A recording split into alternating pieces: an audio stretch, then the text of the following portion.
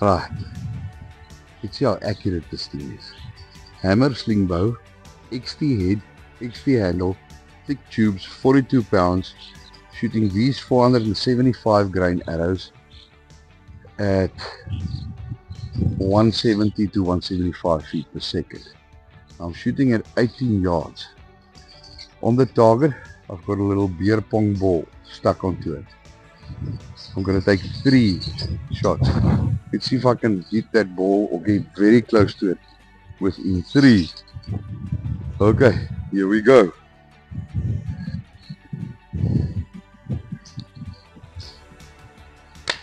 Ah, got it within the first shot. Now I just showed you how accurately you can be with your hammer sling bow. And in order to achieve that type of accuracy, you need to have proper arrow flight. Now, the arrows are the most important component because that is ultimately the thing that determines your accuracy. But you need to set up your hammer properly in order to make your arrows fly properly. But you also need to have regard to the specific type of arrow you're going to use. It's not difficult, you just need to understand a couple of basics. Draw length is how long you're going to draw your tubes and over what distance those tubes will actually engage with the arrow. Now, a typical adult draw length would be between 28 to 32 inches. So let's say the average guy is 30-inch draw. So that is on a normal bow. Now for the hammer, you'll need a little bit of extra arrow because the handle and the place where the arrow rests are quite is forward and in front. So with a bow, your arrow rest is normally slightly backwards, and the tip of your arrow would normally sit around about here in your bow, around about there. Now with the hammer, I feel that one would want to have it around about there, because if you start shooting broadheads, you want them a little bit away from your hand. You want them just a little bit away from your hand. Now, so you'll probably want the arrow that's about 1 inch longer than the normal length that you'll shoot out of your bow, your compound bow or your recurve bow or your longbow. And one thing that I may also mention is that you will have to put these fletches, these vanes, a little bit forward, because the hammer is, unlike a bow, will have quite an acute angle when you draw it out.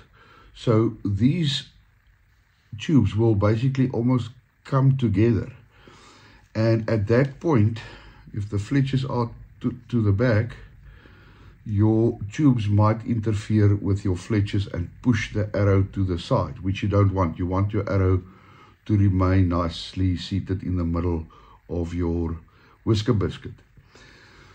So your vanes should be out of the way, and that's why we typically do them a bit forward, glue them on a bit forward. And I like to do mine to start them back end of the vane, 7.5 centimeters from the end of the arrow, not the knock point, the end of the arrow, end of the shaft.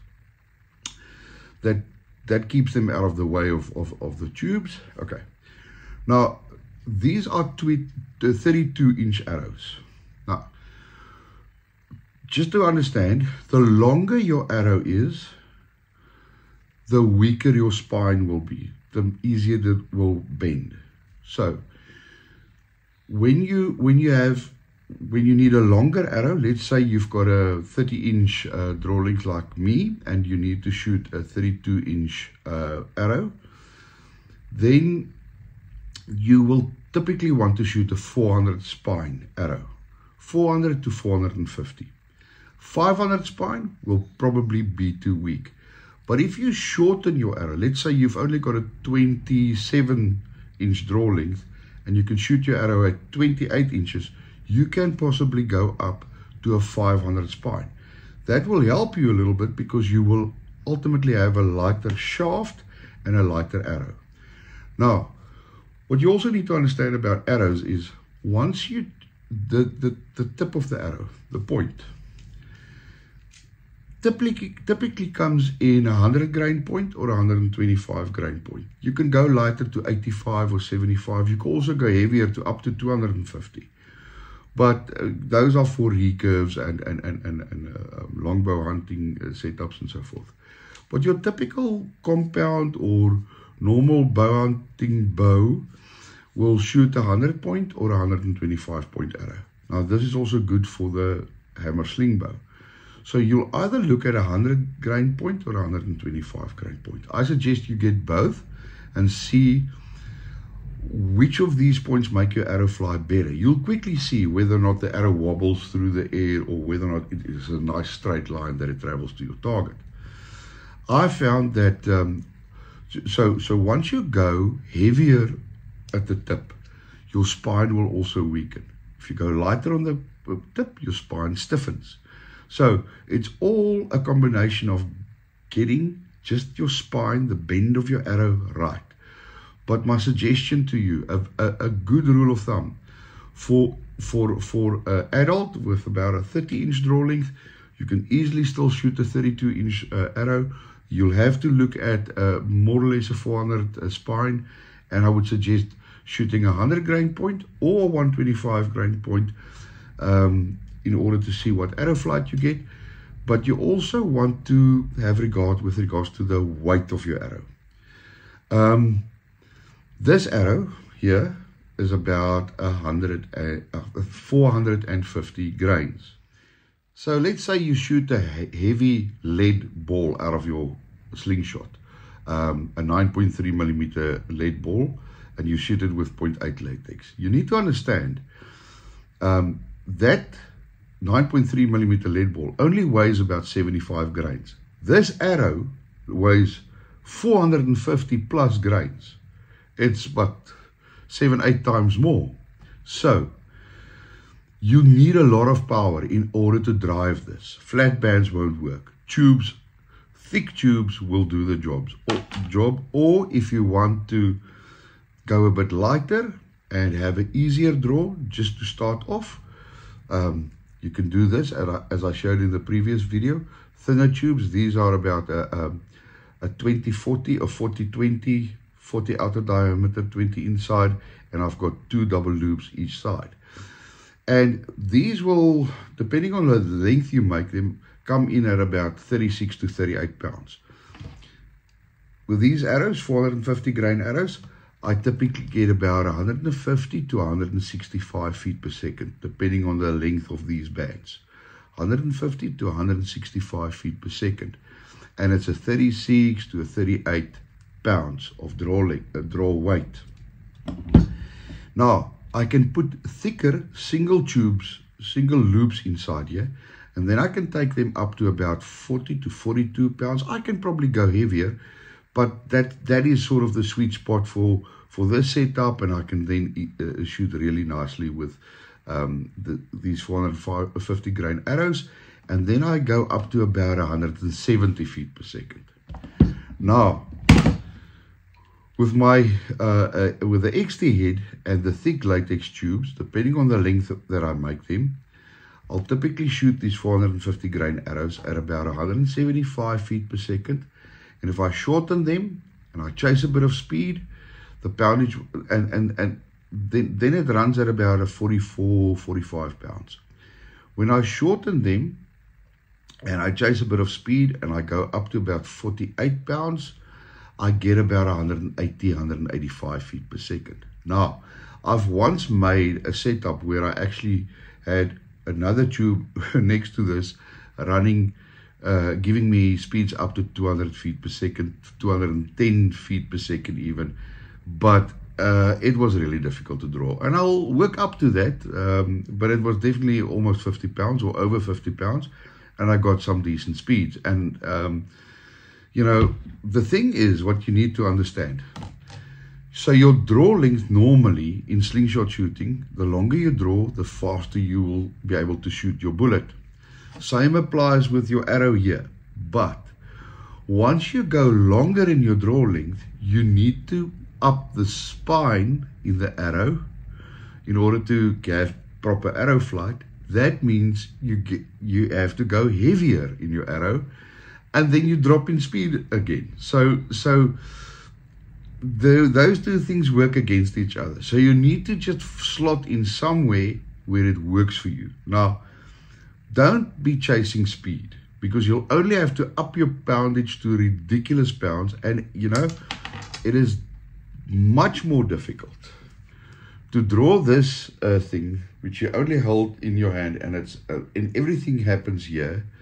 Draw back, and there's no let off.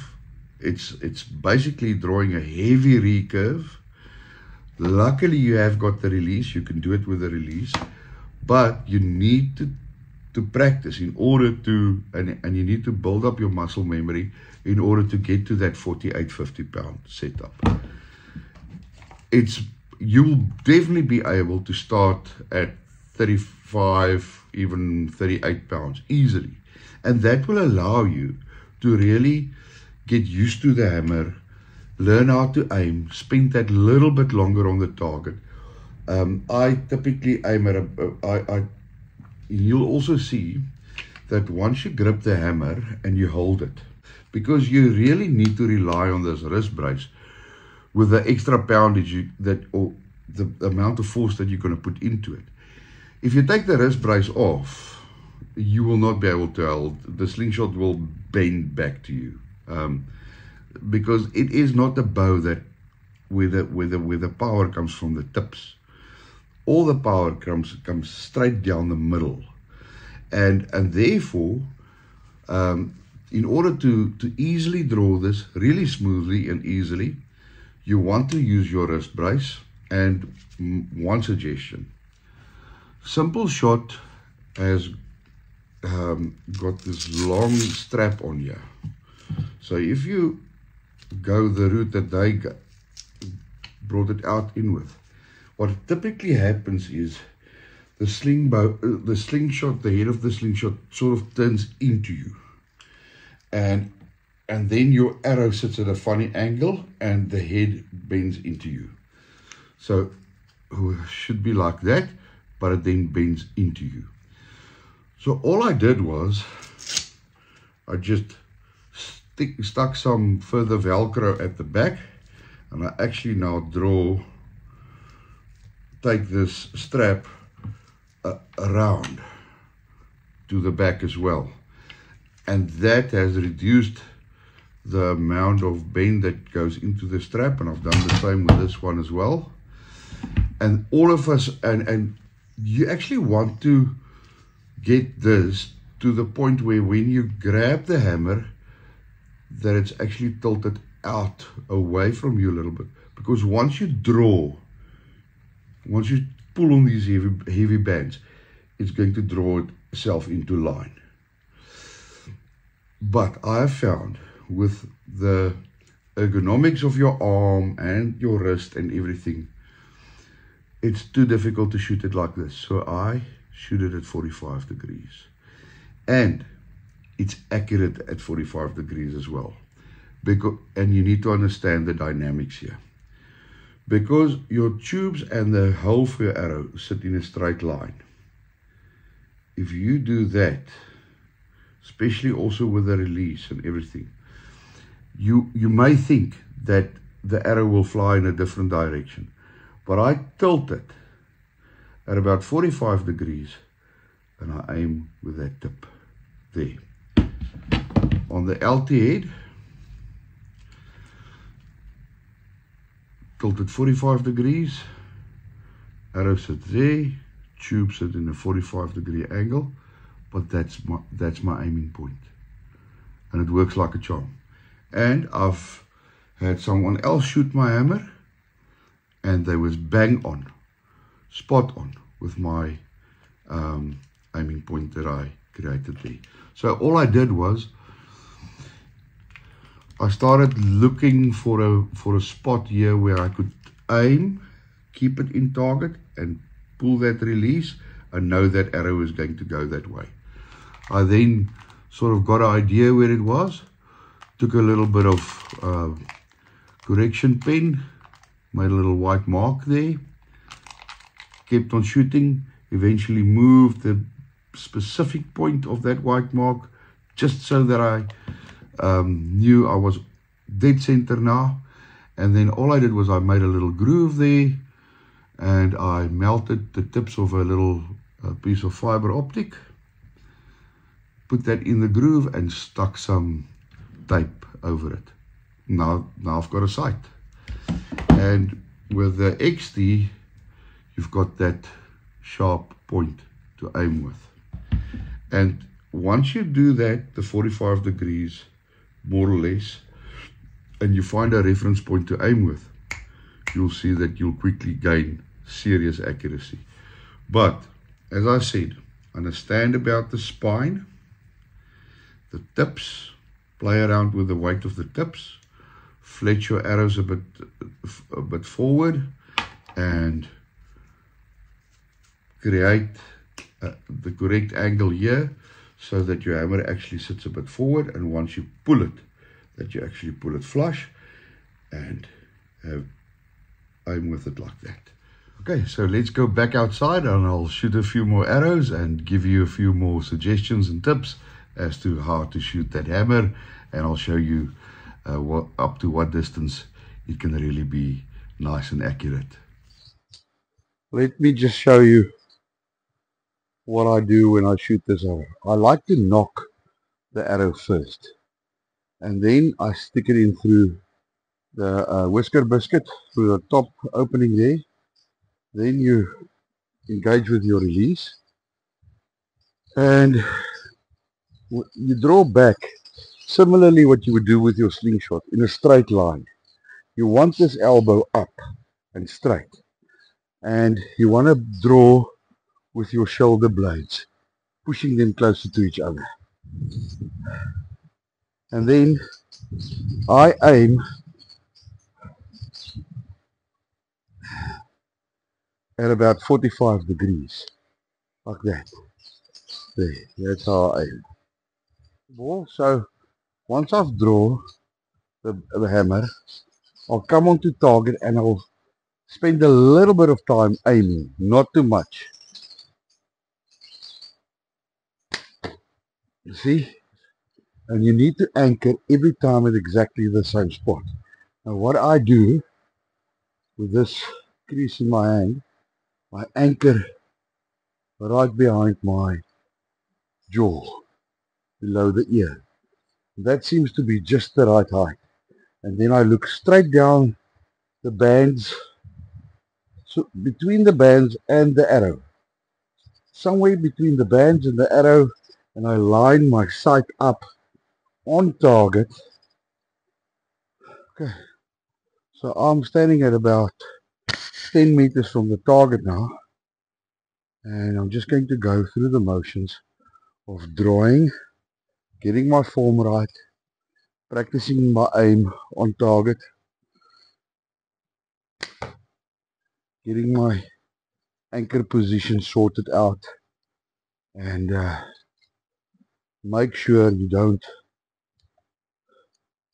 punch the release. Get a nice smooth release. Knock your arrow. Get it through there first. Attach your release. When you draw, straight line. Straight line. Get this elbow up. Anchor. Use your jaw. Both eyes open, or one eye open. I'm sure one eye will also work. Find a reference point on your frame. I'm just going to draw without the arrow into my camera, and then you can see the angle at which I do it. And there's my sight. I've actually included a little sight there. That's my aiming point. So that's the angle that I shoot at. Target is at 18 yards. Shooting for a little beer pong ball this size there. It's less than an inch in diameter. Let's see if we can get close.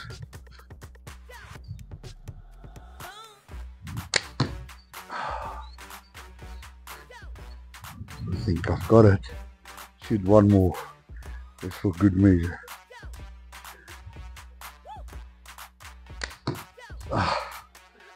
Let's go and have a look. I think the first one may have got him. And just zoom back. Let's see. Ah, got him. Got him. Second arrow was close as well. Got him with the first shot. Little beer pong ball. There you go. Yeah, no, this hammer is very accurate. Right. I've now moved backwards quite a bit. A nice long shot. It's getting late, so I better need to make this round work. Get an arrow into that beer pong ball. I guess it's about 26 plus yards. Let's see. 26, maybe a bit more. Okay.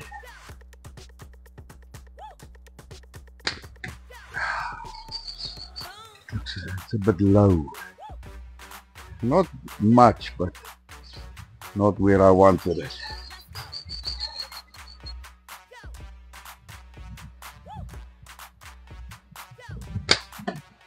That's high now. Eish. Okay. Let's stick one right between those two and get the little ball. Ah, slightly high. One more. Come on, man. We'll have to hit that beer pong ball from this distance. Okay, now. Oh, close. Close. Let's go see. Let's just zoom back. Okay. Put something in my eye here.